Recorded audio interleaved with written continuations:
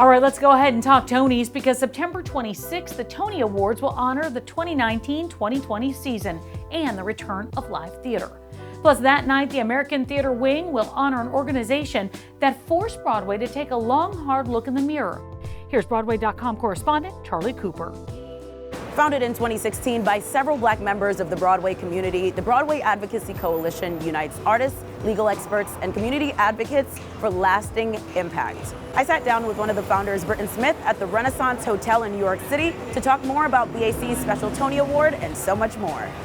So of course, right now, everybody is talking about equality, equity, inclusion. How do you guys ensure that those things are more than just buzzwords, but instead actions on the ground? You know, I think everybody has their own idea of what equity and inclusion is, and I think BAC defines true equity, true inclusion of allowing everybody to feel like they can bring their full selves to work, right? There's a way I was told to exist in an airport. There's a way I was told to exist in schools. There was a way I was told to exist even in rehearsal rooms. Even trained in the industry, this is how you behave in a rehearsal room.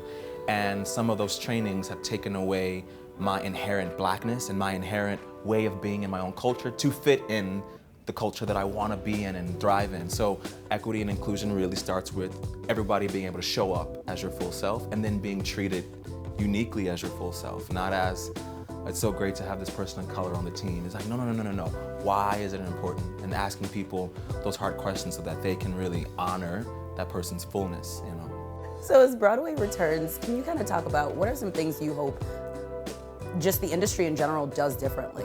There's a lot of change that needs to happen, but the first day of rehearsal is such a precious, pivotal moment when everybody comes back to work.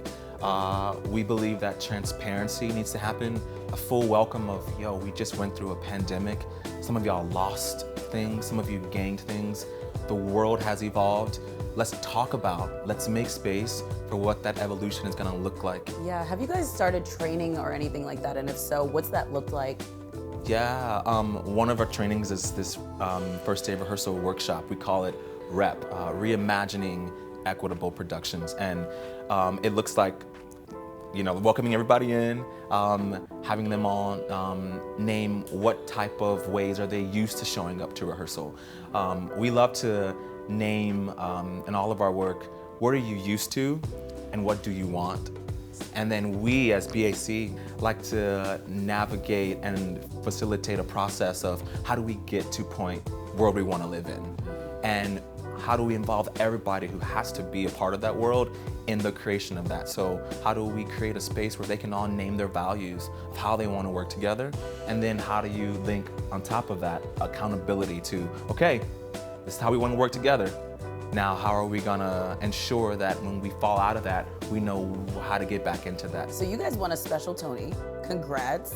We did. How exciting. What did that moment mean for you? Could you believe it? You know, we're a young organization, and a special Tony goes to like James Earl Jones, you know, at the end of his like legacy career. So it's a shock, and it also makes us feel very seen by the industry. I feel like the industry is saying to us, we see you, we need you, let's begin a real process working together.